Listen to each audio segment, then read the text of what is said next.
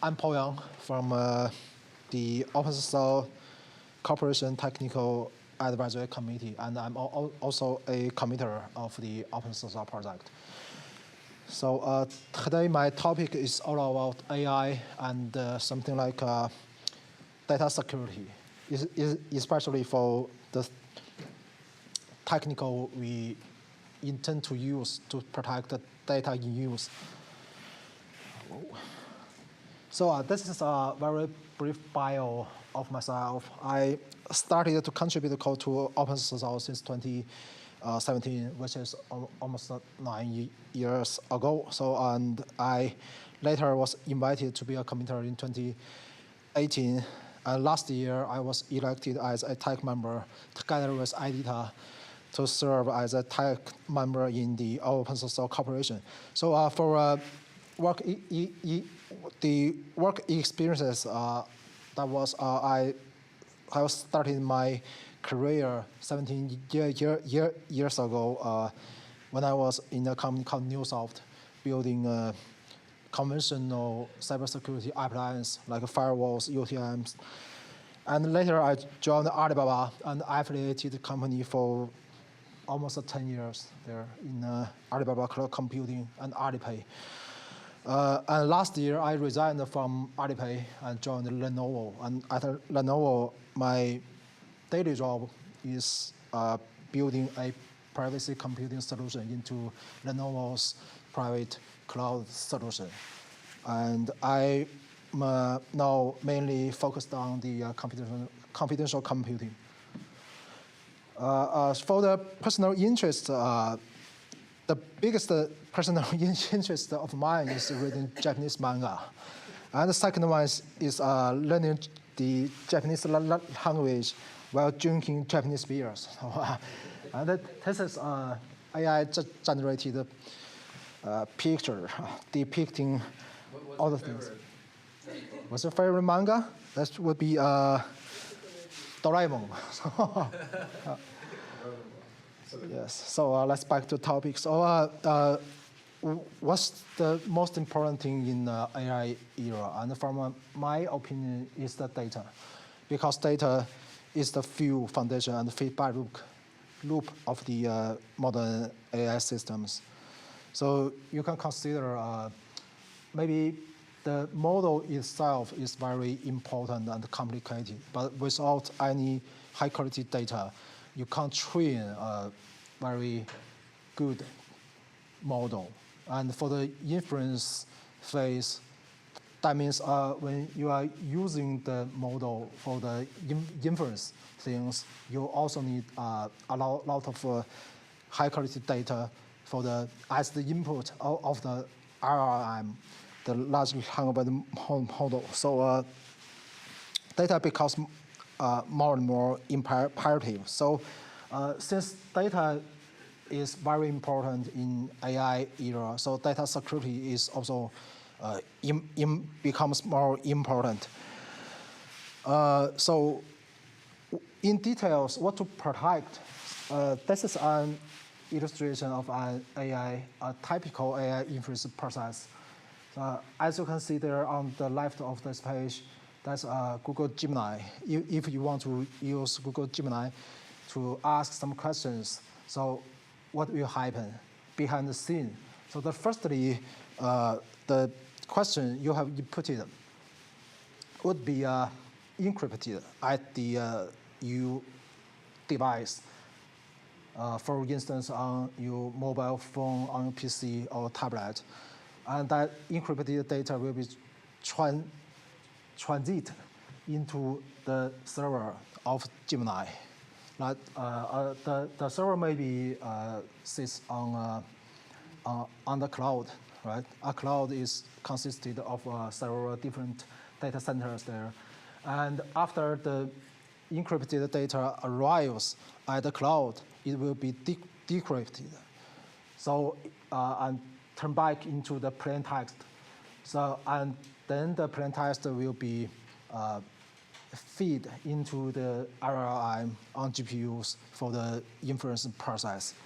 So let's abstract this a little. So here is the abstraction view of the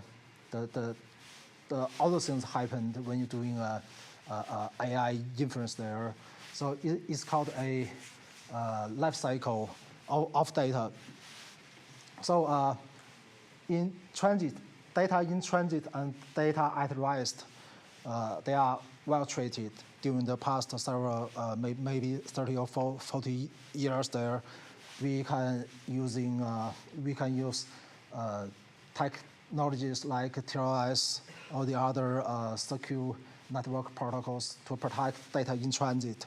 And we can use many systematic encryption algorithms like AES or something like that to encrypt all the data on the disk or in the database. But the missing piece is when we are using the data. If we want to use the data, we need to turn the data from the encrypted status back into the unencrypted status. So here will become the weakest point of the whole chain here. So computational computing is aimed to resolve that kind of problem. So what's computational computing?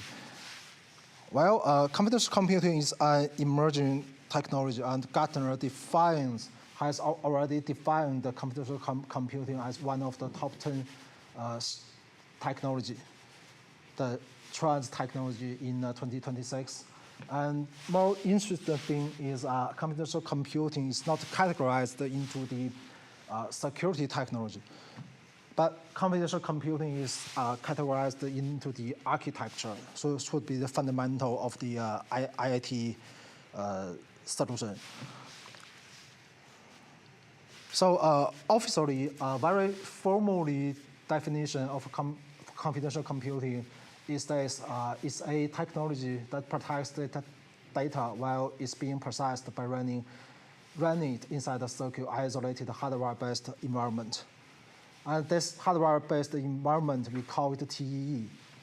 It's a trusted execution environment, and usually it's a feature of GPU or CPU. So typically, when we're talking about computational computing, the most important part of computational computing is we need to create an enclave on the cloud.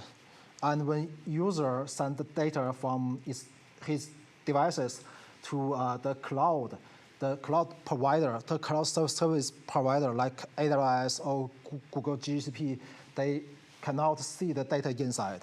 So that's the whole idea for computational computing. How to use computational computing? The most simple way is just migrate your application from ordinary normal containers and VMs to the confidential containers or confidential VMs. That's the server side. So if you are doing this, your application will not be changed. You don't need to change to update your application to adapt the TEE environment there. But on the device side, the things will be a little complicated. Usually, you need to have some modification to applications, thus to use some technology provided by the CPU like ARM Trust Zone also to make your application more secure. Okay. So what happened?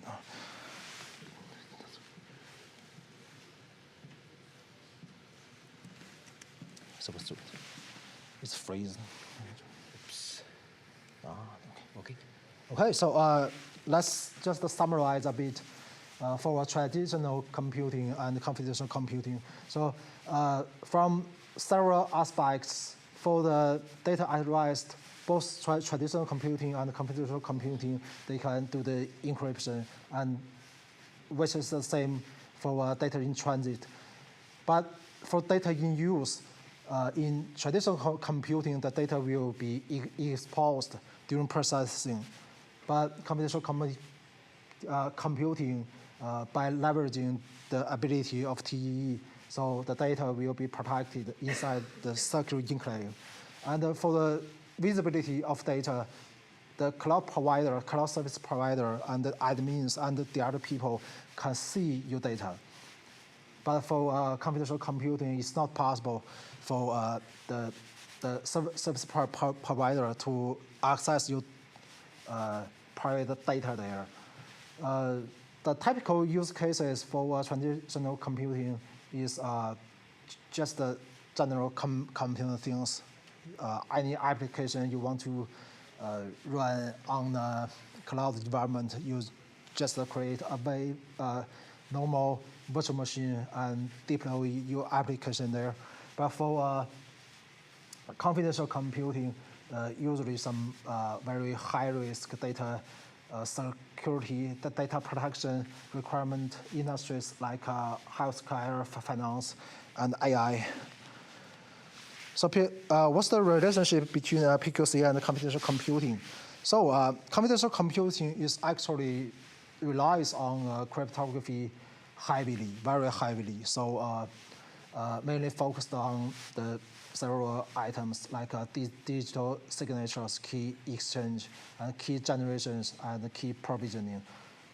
So any cryptography that would be cracked by a quantum computer. So it's also here we need to upgrade them into PQC. So PQC-ready confidential computing is also very important. OpenSSL actually has already been used in confidential computing as a very important underlying library for key management, for protecting data in transit, for protecting data at rest. And it also provides the basic algorithms that can make sure the trustworthiness of a remote cloud or a remote or a cloud environment. And we call this actually the terminology of this is remote attestation in confidential computing. So how will OpenSSL power all of this? OpenSSL will help by enabling quantum safe TLS 1.3 and quantum safe code signing and certificates, and also PQC-ready infrastructure stacks. Also the crypto agile development, just as Aditya just mentioned in his talk.